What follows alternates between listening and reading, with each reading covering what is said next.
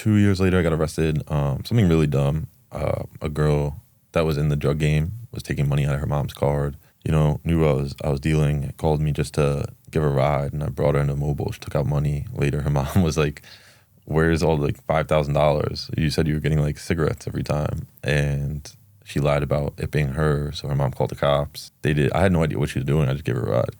And then they did video surveillance and saw me with her in a gas station taking out money.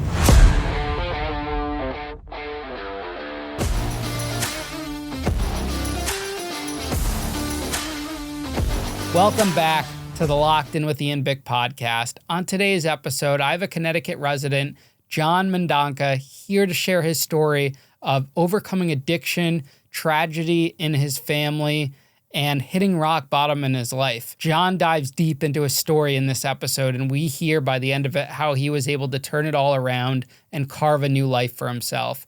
Thank you to all who listen to the show week after week, who leave us a review on Apple and Spotify, which if you haven't already, please leave us that review. It goes a long way in help pushing the show out to more people. And thank you to all of our subscribers on YouTube. We are almost at 250,000 in just over a year's time. I am so excited for the rest of this year and all of the content we have in store. Now, I hope you sit back, relax, and get ready to lock in with Jon Mendonca. How do you pronounce your last name? Mendonca. Mendonca. Where is that from? Technically Portuguese. Portuguese, okay. Yeah. There's a big Portuguese community in Danbury. Yeah. My grandfather came from Harlem and then moved to Danbury. Did you grow up going to the Portuguese club? No. Okay. He was never like real Portuguese. It's just his background. Okay, gotcha. And where were you born? Danbury. Danbury Hospital? Yeah. Oh, interesting. 1990. Nice. So we got a fellow Danbury resident on the show. Yep. You might be maybe there was one. No, I think you might be our first Danbury resident on the show. We had someone in New Fairfield. Really? A lot of people that went to the Danbury Federal Prison come on the show. I was curious about that. Yeah, they come on the show, and especially the women. The woman ones are always interesting. And it's always weird when they come back because they're all like living in New York or other states, so they come back and pass through Danbury to get to here. Yeah. So it's interesting. But Jon, welcome to Locked In, man. Pleasure to have you today. Thank you. You're an author of this great book, which you gifted us with. Yes. If you want to tell kind of like the audience what it's about and when you wrote it and where they can find it. Definitely. Thank you for having me. Happy to be here. I wrote that book. I published it in 2023, just last December. The story is my story from just over 10 years of addiction I just celebrated 5 years sobriety March 3rd last month, or earlier this month. Congratulations. Thank you. And it's a long story, but long story short, I got into opiates. I don't know exactly what we could say on here or not. Oh, you're free to say whatever you want. Yeah. All right. I got into, Oxycontin opiates in high school. It was big in Connecticut. Went from a 3-star athlete to, a drug dealer, drug addict just a few months later in my senior year of high school. Went through that, and during COVID, I was just over a year sober. I lost 3 friends in a week to overdose and mental health. It was kind of like a breaking point. Felt I was going to relapse, so I started posting online because that was the only way I could really get back. And I called it Get Lifted and called on my social media as that, and it took off really well. People reaching out for help. It was kind of like a amends to my community. People were just proud of me. I was spreading hope. And from there, people started to say, you should write a book. And, I thought about it, but I didn't have the tools to. So I stayed sober another 2 years. And then in July, I lost my younger brother to suicide. And that kind of prompted me, I got to do something else big to help people. And he was really proud of my journey and mostly how I help people in the community and on social media. So I decided to write a book. I was terrible in school. I graduated high school about 1 paper, so I had no idea what I was doing.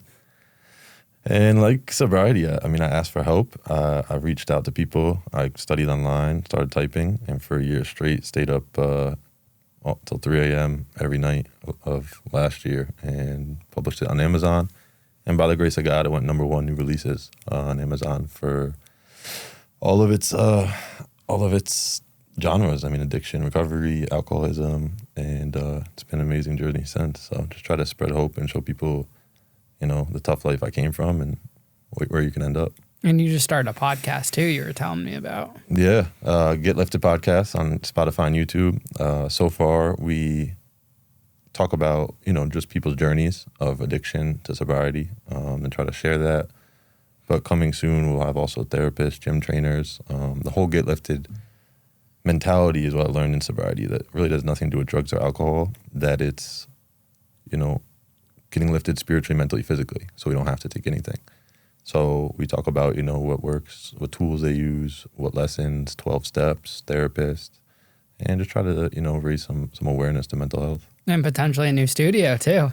Yeah, as we were talking. So I'm excited about that. I've been trying to do it out of my house, and it just is not up to date. Definitely. Well, I always try to help out where I can, because I knew there was not the help for me when I got started. So it's good to know someone, especially locally. Like Danbury is Danbury, this area is like it doesn't have the same like mainstream stuff like a podcast studio, say that like a New York City or any of these big cities would have. Yeah, no, it's cool. It's fun. When I was watching yours, and then someone's like, he's local. And I was like, what? And I Googled your story, and I was like, they're like 10 minutes away from him. Like, yeah, that's awesome. Well, I appreciate you reaching out and for you coming to be on the show today. What was childhood like growing up? What kind of kid were you like and your family? So that's why I think my story hits a lot of people. I was the opposite of where my story ended up, and where I'm working to be back today. I was in church every Sunday with CCD. My parents prayed with us. I had my brother and my two parents who were supportive. We had what we needed, for the most part, like middle class. Maybe when I was younger, lower middle class. But I was just that ADD little like crackhead kid, like crazy energy, always positive. Just wanted to become a Yankee and help my family. Baseball was my thing. Had a lot of promise in it, and a lot of people I played around either ended up in that profession or in the MLB. But yeah, I went through some trauma when I was 13. I watched my best friend's, one of my good friends, dad have a massive heart attack in front of me and pass away during a paintball game.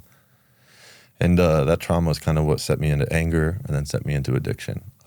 So I went from like, up until 13, just like everyone's favorite kid. And I saw that happen, didn't know how to cope with it.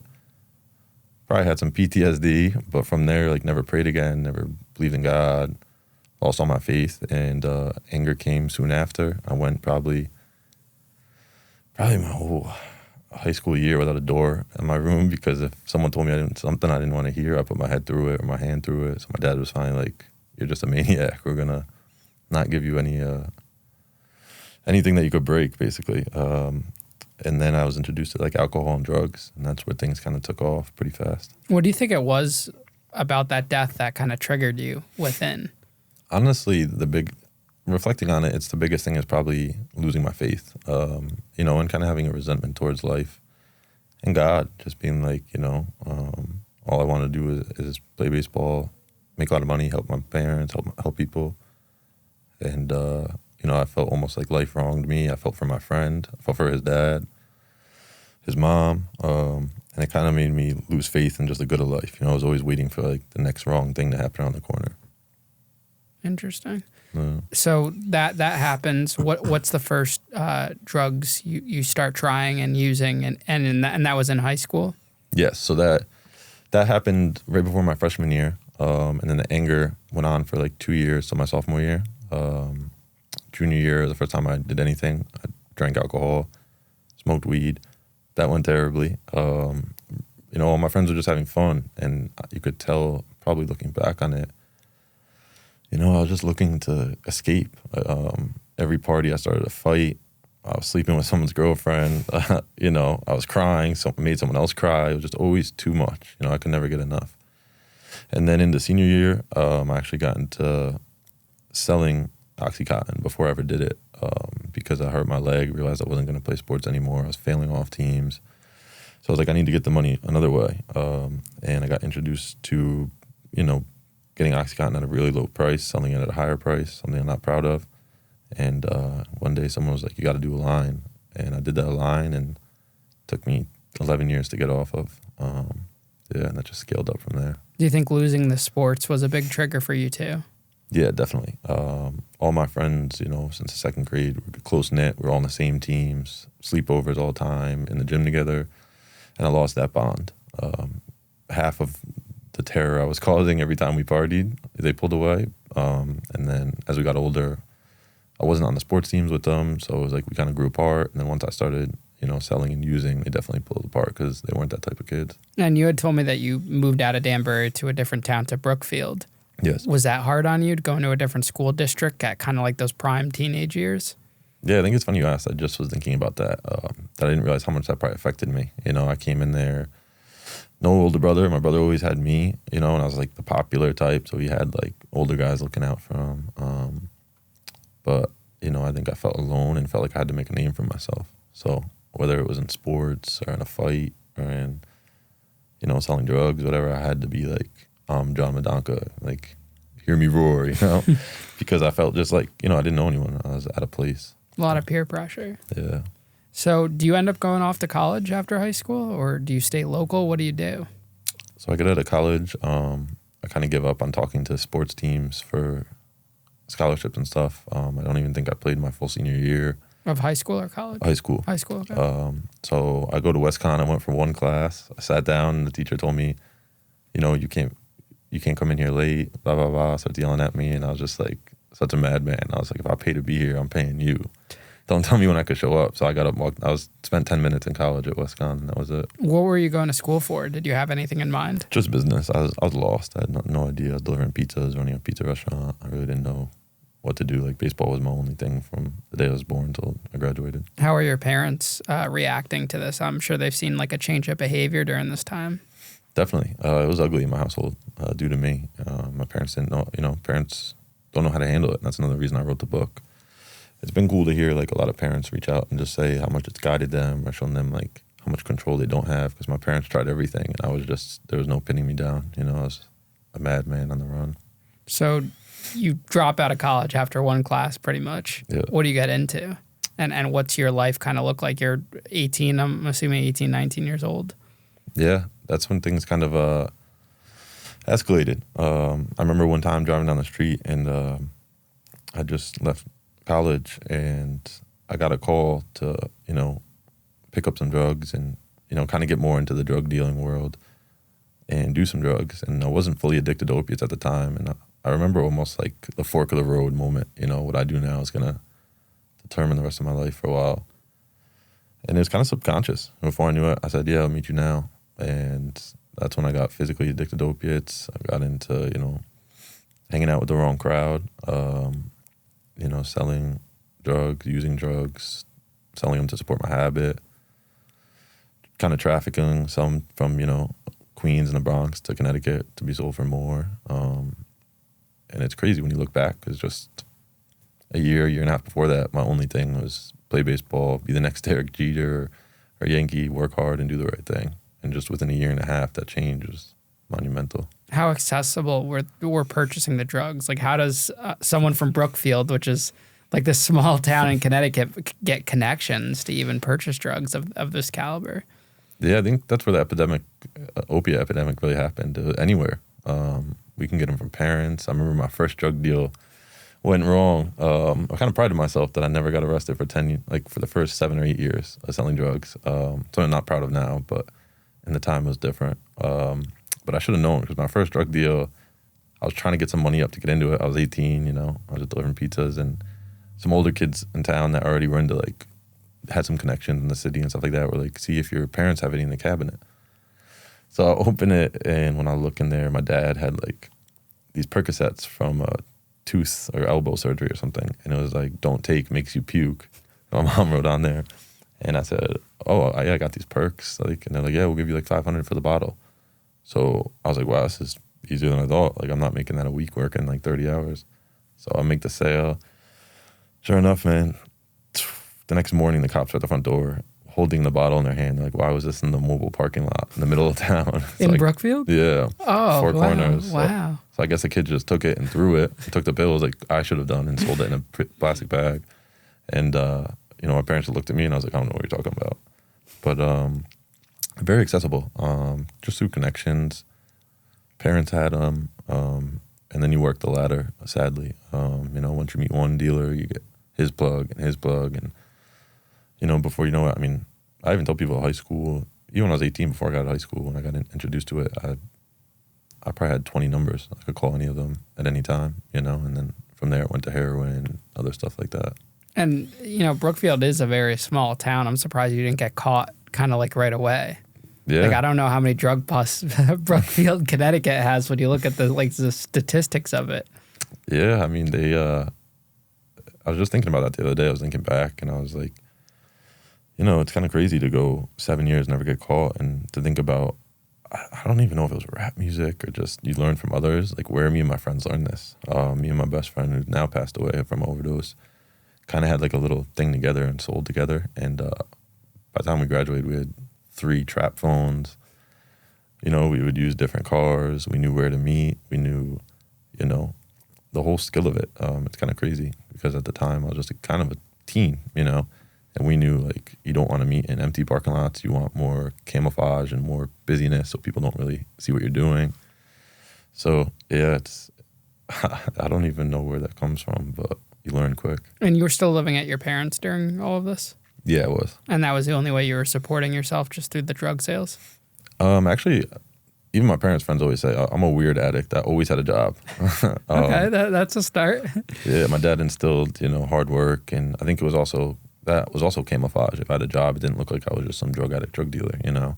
It's like, no, I have a job, I work. So, I mean, I worked at restaurants. At one point in addiction, I ran a call center of like 1,200 people as a senior manager, and I was like smoking crack, doing heroin in the parking lot before. So I was good at kind of like the double life thing, you know, to hide the addiction and things I was doing. When was the first time you actually got busted for something or arrested for anything?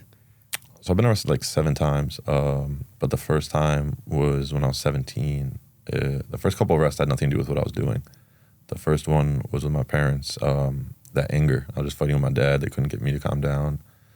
And my dad couldn't calm down either, trying to slow me down. And you know, I was breaking stuff and causing a scene. So my mom called the cops, thinking they would just like dissolve it. And they were like, no, he's got to come with us. So I got arrested for like, you know, disturbing the peace, things like that. And then what are the other arrests like from there? Because that only just escalates, right? Yeah. So then 2 years later, I got arrested. Something really dumb. A girl that was in the drug game was taking money out of her mom's card. You know, knew I was dealing, called me just to give her a ride, and I brought her into mobile. She took out money. Later, her mom was like, where's all like $5,000? You said you were getting like cigarettes every time. And she lied about it being her, so her mom called the cops. I had no idea what she was doing. I just gave her a ride. And then they did video surveillance and saw me with her in a gas station taking out money. Like she was, but I was just standing there. So they interrogated me. I told them, there's a lot of other things you guys want to get me for, and this isn't it. I had nothing to do with this. I gave her a ride, so I got arrested for that. Those got dropped after a couple court dates, and the mom said like it was her fault, not mine. Yeah, then I got arrested at Blue in Danbury. Ah, good old Blue. Yeah, good old really drunken fight, fueled by drugs, and that was assault. And I chased some kid up into the condos behind it and decided to throw a chair through one of the, like someone's living room door, glass door, and chase him in there. So that was a serious bunch of charges. Where do you think that the anger came from? I think just frustration with life. But what specifically do you think you were frustrated about? Probably just where I was. You know, 18 years of your life, I literally could envision like being on Yankee Stadium field. I practiced harder than anyone. It came easily. You know, I was never like this like all-star big home run hitter, but like it just, you know, I just had it in my mind, and like the sports sense came easily. And then, you know, I think to just think within a couple of years, like I said, to be like, this is where my life is at now. How did I get here? How do I get out? And the stigma of addiction, you know. People thought I was just doing all that for fun. I was really just lost, you know, looking for help, looking for a way to be successful, to find myself, deal with the inner turmoil. Do you think that if you had something other than baseball to kind of channel yourself into, or something even after baseball, it would have taken a different turn? Definitely, yeah. Like for now, I mean, that's the whole good lifting mentality. We can get into that later, but I have fitness, I have meditation, prayer, all these things to help me cope, help me be, you know, spiritually at ease every day. But no one's really teaching that at that age. Like high school's not teaching that, college isn't teaching that. They're not really, because everyone's kind of like in their own world. the world's moving and they don't really take the time to see that one person that might be struggling in a classroom or your peers or anything like that. Yeah. And that's a good way to gateway into what I'm doing now. I'm trying to deal with schools. It's been really hard to get into them. Brookfield High School was all about it, and then they told me they couldn't fit it in, and now parents are telling me that they said it was too controversial. That's a whole nother topic. But yeah, because instead I realized I was always just in trouble. Oh, we'll suspend you, we'll do that. Like, well, that's not helping me cope or see what the problem is. So I'm trying to also have like some business things building now of I'm holding a Zoom meeting April 2nd where you can buy a spot and parents can come on with their kids and hear my story. And I can talk about the tools and things that I use today and talk about, because honestly, that should be just next to math. I think that should be there. If you look at my brother, like, they teach you for 17 years, 8 hours a day, math, history, English, but they don't teach you how not to want to take your own life, how to deal with loss and trauma, PTSD, depression. So yeah, that's a whole nother topic that I spend a lot of my time trying to devote to. What do you think was rock bottom for you out of your whole situation? I always say there's two rock bottoms. There's like the material kind. So after that last arrest, I didn't get arrested for a while after that fight. And that was kind of, like I said, my like excuse for everything. Like, I do all this, but I don't get in trouble. So I know what I'm doing. So I know, and I was cocky. And I went on to do that for years later. And then, God works in weird ways. It bit me in the butt. I got arrested like 4 times in 2 years. Once was twice in a week. A DUI parked in front of my parents' house. I went through the entire police station, drugs packed in my boxers. A week later, I got arrested for possession in Brewster, New York, driving with drugs, no registration, no license. I thought it was a good idea to so I had a lot of cocaine on me and the cops pulled me over and I knew I was already in trouble in some other states. So I poured out all the coke on the floor and obviously they came up and they're like, dude, it's not snowing. It's the middle of the summer, 2 o'clock in the morning. What is this? So I got in trouble for open container, a lot of charges. And then I blew off court and for my DUI in Connecticut and that in Brewster, New York. So I had warrants in both states. And exactly a year later, and this is how things work out weird in life, I get arrested in the same exact spot, on the same spot of the road, like literally just replay a year later, with the same, but now with warrants for last year. And more drugs on me, open container, no license. I think there was weapons at that time. And it all just started crumbling, So that's like the material side. And then there's an inside. My brother really wanted nothing to do with me. He was cool enough to say what's up, but we didn't spend time in years. That was really quality time. He was just afraid of when I was going to die. My parents basically just said, hey, what's up? When I walked by, I'm living a lie, and I lied about it my entire life. So it was just the feeling loneliness, depression, being, your friends, you're 27, 28, your friends are getting married, having kids, you're running from the cops, your friends are dying, you have holes in your shoes while you're serving, you can't rub a couple dollars together because addiction takes over everything else you were doing. And just kind of gave up. So when I got arrested that last time, that's when I was like, I wanted to help, but I wasn't afraid to just come out and say it. So it forced me to, there was an incident at the jail with my money and stuff like that to bail myself out. So I was forced to call my parents and they got me into a rehab. And that's when things started to turn around. When the times you got arrested, that was by Brookfield police? Only once, the DUI. And then the other one was by Brewster, the state troopers? Yeah, well actually the first 3, so the one when I was real young, the one with the girl with the credit card was Brookfield. The DUI was Brookfield, and then the 2 other were Brewster, New York. And you didn't end up serving any type of jail time for any of this? No, so that was the kind of come to Jesus moment for me, the rock bottom. So I had court, and so you could see that I feel kind of untouchable. I learned what crimes to get caught with, how to have certain stuff hidden. I knew what would give me time, what wouldn't. And we had ways to have other people do something. So if they did get caught, it wasn't me getting caught. And I thought it was just a joke. I went to court one day in Brewster after that last time before I went to rehab. And I walked in there, I was, high on heroin. I was like, I got this. This isn't one of them going to give me a ticket. And I remember I got up in front of the judge and he just snapped on me. He was like, dude, you're facing minimum 4 years. Do you think this is a joke? And I'm nodding off, smirking. And that was a wake-up call because I think, I almost shit my pants. I was like, damn, 4 years a minimum. Like, I thought I got away with everything else. So, they made a deal with me to, obviously I had to pay a lot of fines. I had to go away to detox for 7 days, 30-day rehab. So they looked at that as like doing a month or something. And he said, when I get out, I'll reevaluate and see where you're at. And if you're not sober and you're back in a different life, we'll just put you away for some good time. And if not, we'll give you another chance. He's like, I'll take a chance on you. Because I was honest for the first time. So when he snapped on me, my answer was, sir, I was like, I don't think this is funny. I was like, I think my life is hell. I was like, I just spoke in front of the whole courtroom, poured it out, almost cried. I was like, I'm addicted to heroin and opiates. I was like, I've been doing this for 10 years. I can't find my way out. And I was like, if you put me in jail, I really don't care. I was like, dying or jail are my next two options unless I find a way out. And he took a chance on me. So I didn't take that for granted. And you got sober in that rehab?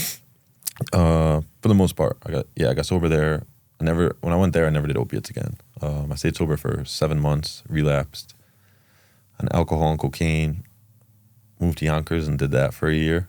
And then I came back and got back into the 12 steps, and I've been sober since March 3rd, 2019. A lot of people that come on the show, a reoccurring thing is that they did go to rehab once, but it never works the first time for them. Why do you think that is, knowing everything you know now and dealing with people in the space?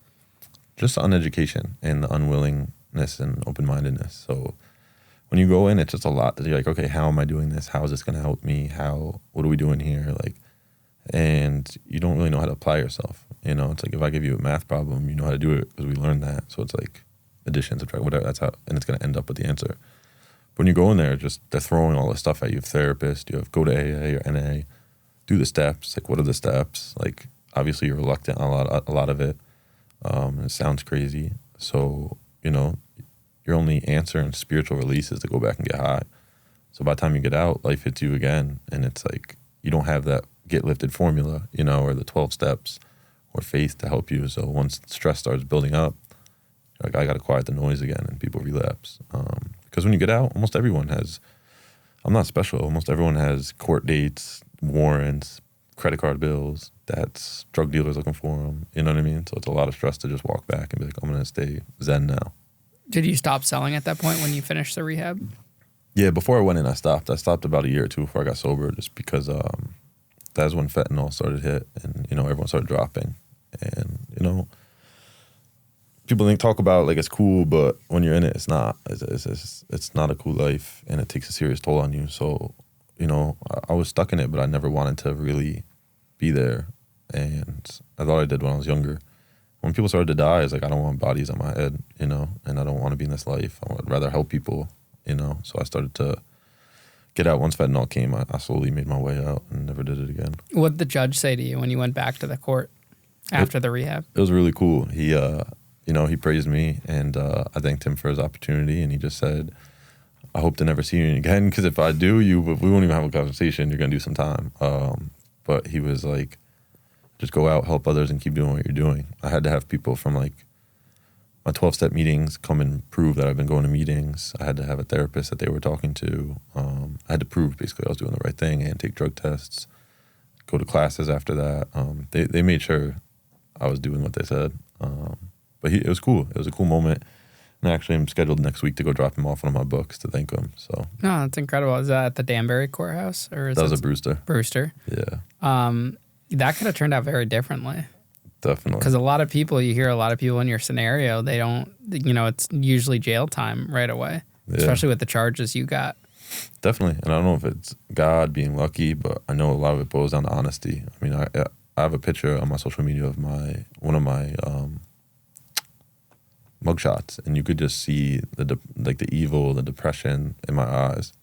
And I think him just looking at me and me being honest, saying, like, I'm not choosing this, man. I'm stuck, like, physically on an heroin for the last 10 years, and I can't get off.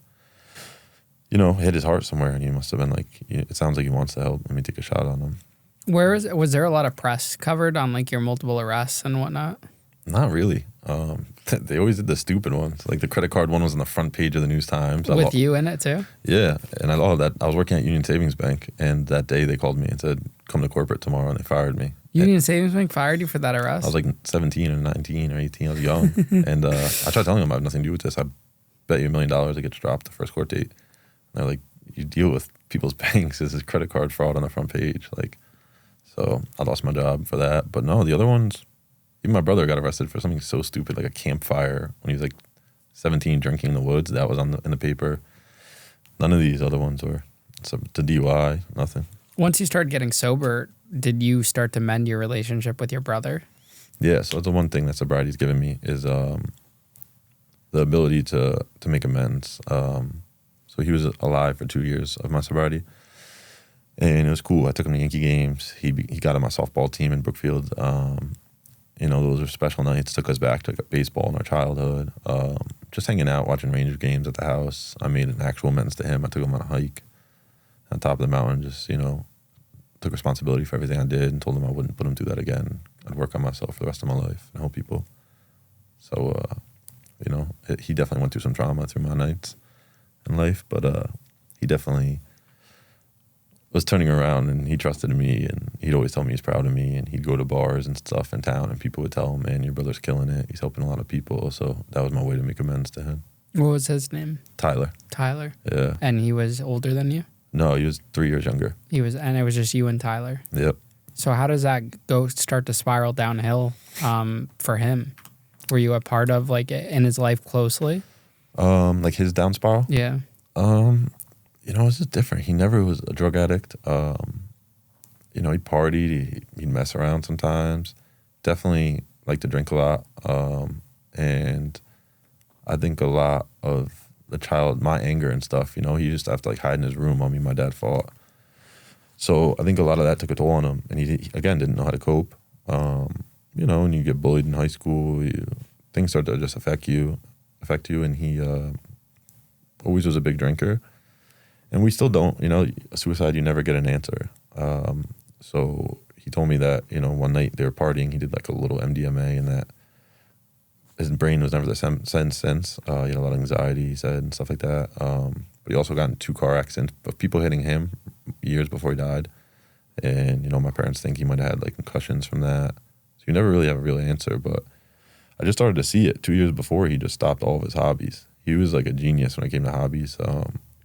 Kind of like you took this on, and now all of a sudden you have a big production within a year. He would learn photography, and in a couple months, he was a perfectionist. He would learn fishing, hunting. He'd have the nicest gear, and he was a perfectionist. And then one day, it was work and drink with his buddies. And, that was alarming for me being an addict. I could see how that's a dark hole and something's going on there. And, one night he got in a fight with his girlfriend. We just talked. He was actually saying he thought about getting help for drinking because he was still very successful. And he wasn't like a drinker all day, that type of alcoholic. But he knew like drinking was affecting his life. And he said, I think I'll have you help me because I hope to stop. And like a couple nights later, he was fighting with his girlfriend at 5 a.m. drunk and took his own life. So yeah.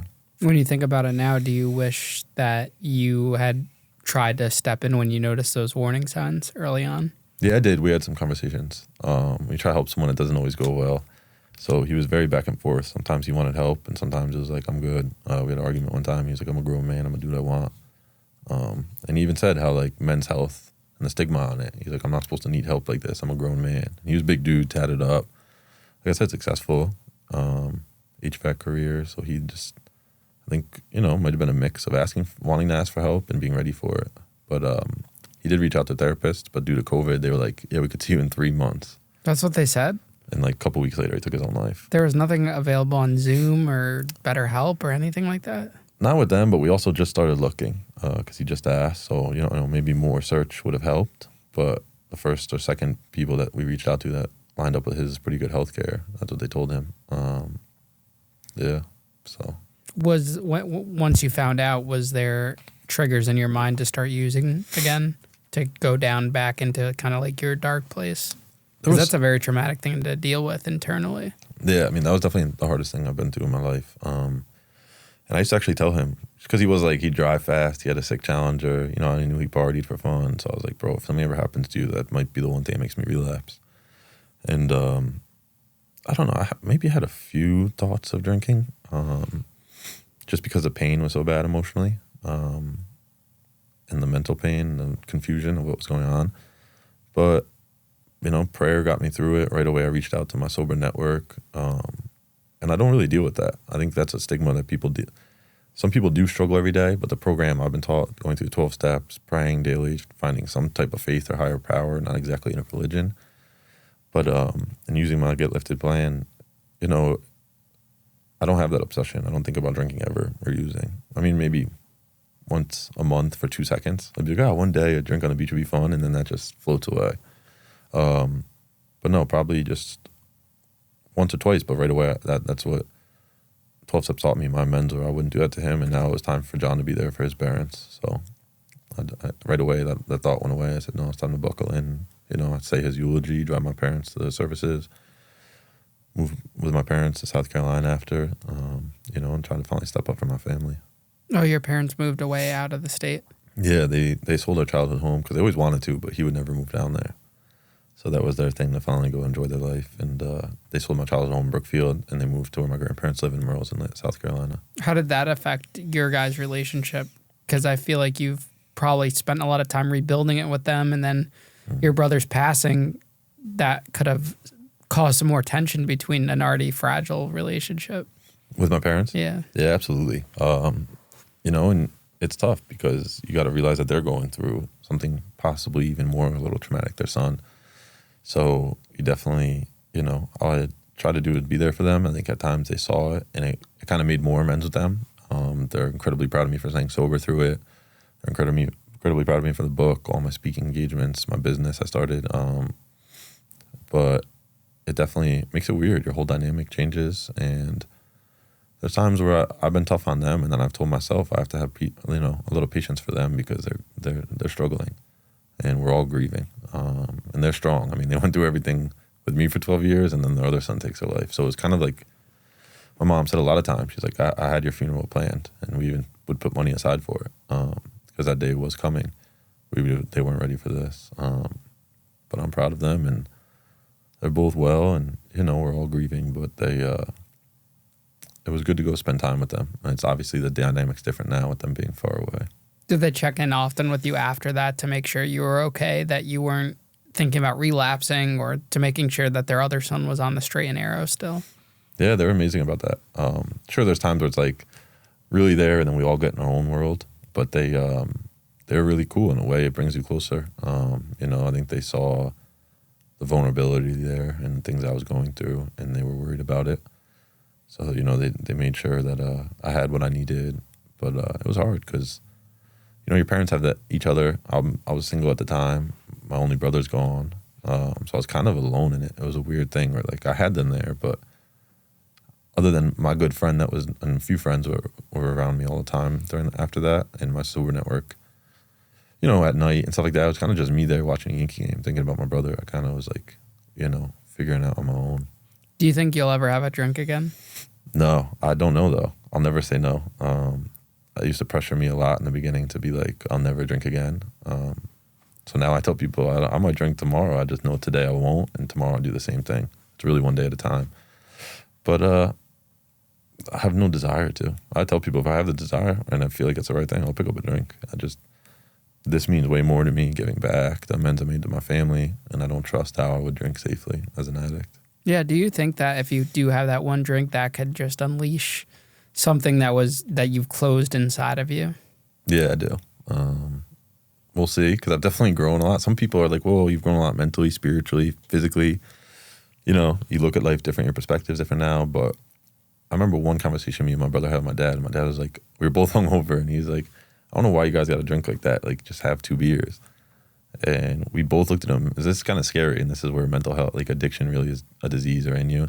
We both looked at him and said, if you had 2 beers in the fridge, I'm not even drinking them. There's no point, you know? And that was eye-opening to him, because he was like, I just don't get that, because my parents aren't addicts.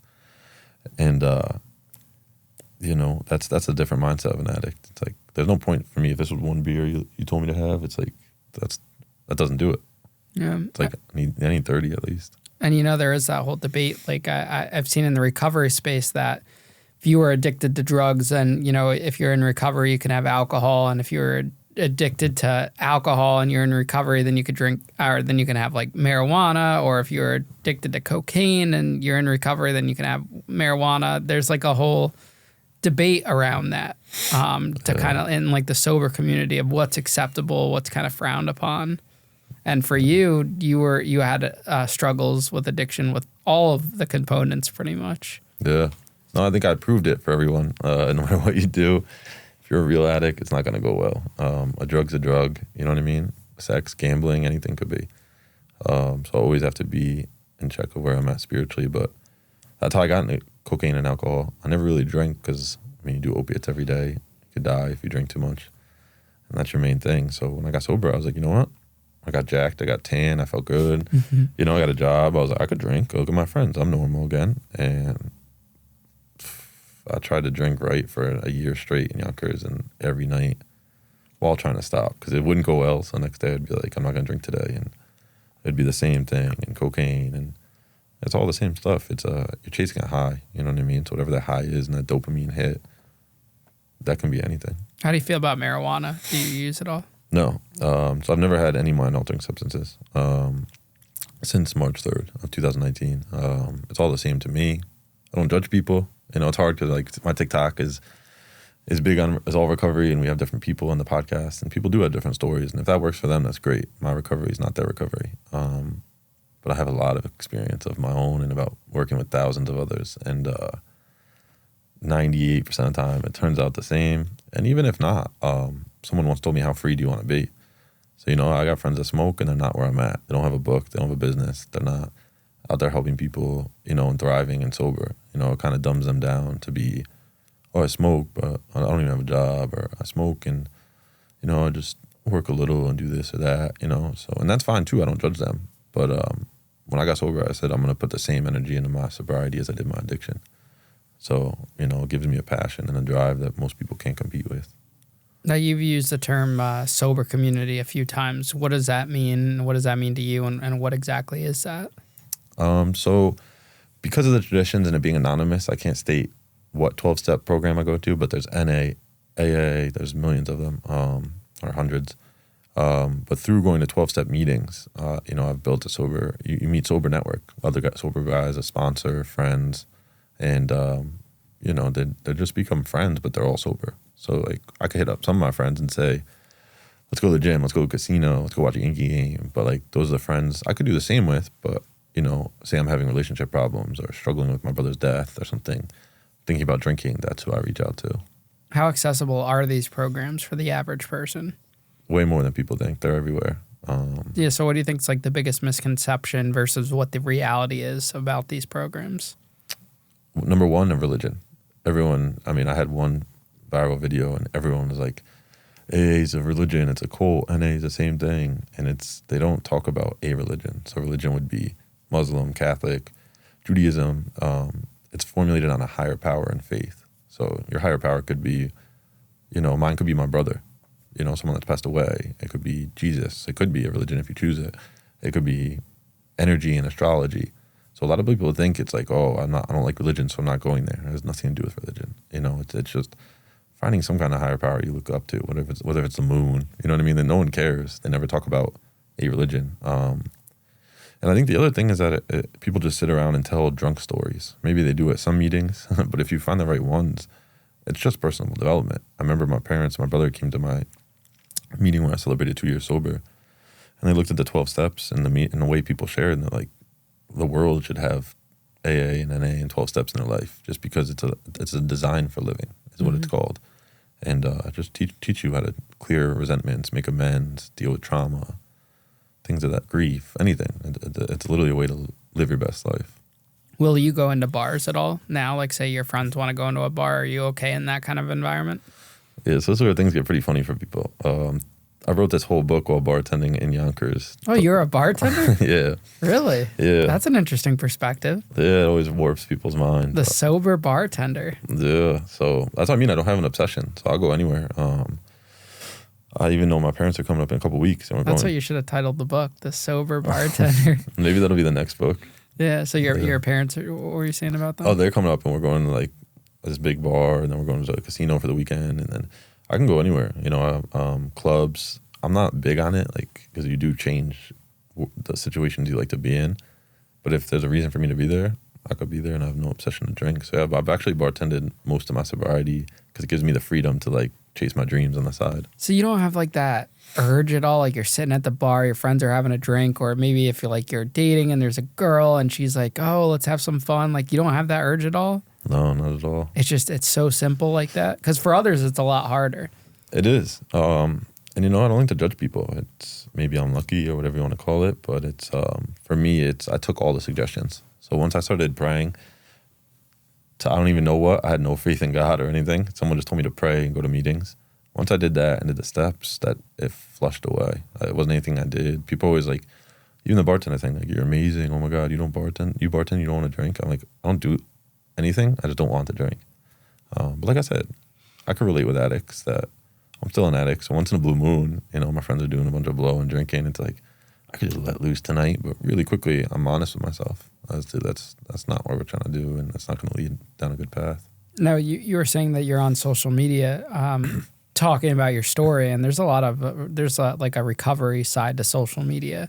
What's that? Like, what are the videos that you talk about and make, and what have been like the most popular? I know you mentioned one about the religion aspect of it. Yeah, so my TikTok is Recovery Jon, or at Get Lifted with 3 Ds. And that's another part of that sober community. It's been so cool. My podcast has been 4 people so far that never met in person. I just met on there. It's been a whole new side to my sobriety. Because instead of just people around me, there's people from South Africa, Canada that are messaging me that my videos help them. A lot of the videos, I started with sober comedy. So it kind of be like dark humor of like, embarrassing things I did or whatnot. And it helps people because they could relate. They didn't feel alone in their, stupid decisions or embarrassing moments. And then I started to get to the educational side. So I try to mix it up. And I'll talk about things like that. Like one of my videos I just did was about being nervous to go to your first meeting and what you could expect. And right away, there's hundreds of comments of either people saying like, oh, I needed to know that. Now I'm going to go to one today. Or people like, I felt the same way. Now I'm 10 years sober. But it's been really cool to just share experience, strength, and hope, on a platform to help other people, just like you do with yours, People can relate to being in trouble and crazy stories, and, it makes people feel not alone. Now, that slogan that you coined, that's like the name of your brand, I guess you would call it. How did that come about? So that was after my 3 friends passed away in that week in COVID, and I was just riddled with grief. I felt that at that time I felt the relapse coming. I was only a year in, and I thought about what I do to not relapse, because obviously I was like, what worked before they all died in this grief? How am I gonna do it even more? And I started posting, and then one night, talking to my parents, I'd been posting for a couple months, and I would do like Motivation Mondays, and I would give people insights into the tools and lessons I learned to make me feel better, and try to say like, just because I'm an addict doesn't mean you shouldn't do it. Like this, just as a person, it's helped me so much that I don't have to be an addict anymore that uses. And my parents came up, so right away I tried to make it kind of like a spin on words. So like get lifted, like get high, but also get lifted spiritually, mentally, physically. And so I use that, and it just teaching people daily how to take care of yourself spiritually, mentally, physically, to feel whole. Because I got sober, and all the sober people around me, like, are just normal humans, started to hear what I was saying, like, that's amazing, I've been depressed forever, or my divorce is really hurting me, or my dad's an addict, and I'm just depressed over it. And then I would be like, try this, this, and this, and then come back and be like, oh, I'm thriving in life. Or even my friends that weren't addicts, they'd be like, I just don't feel like whole or whatnot. And I'd give them just the tools I picked up from other people and 12 steps and stuff, and they'd get lifted. So that became kind of like the brand name, and I just started Get Lifted Jon LLC for speaking engagements and stuff like that. That's awesome. What did you end up getting into for work after you? I know you said you were bartending, but is that the only thing you do, or did you have other components? Through my addiction, I've done everything. I have my electrical certificate. I've done tile floors. I was an oil rig engineer in West Virginia for my uncle for a year. I've done everything. I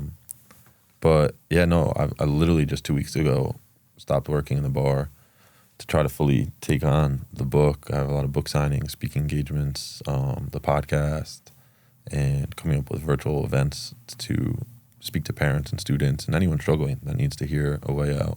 Is this like what you're passionate about the most right now, and you feel like your purpose is taking you down this path? Absolutely, yeah. I mean, it's in my heart, and it's what I prayed for, and it's all coming together. So it's been a leap of faith because, as you know, I just published this, so like financially, it's all coming together slowly. But It takes time. It does, yeah. So it's having that patience. But God, in a weird way, just keeps pushing me out of every bar I go into. I got fired once for like the dumbest thing. Another one, like the energy was just so off fast, and it's like I just keep getting pushed in to do this, and it's what I want to do. So I finally dove fully into it.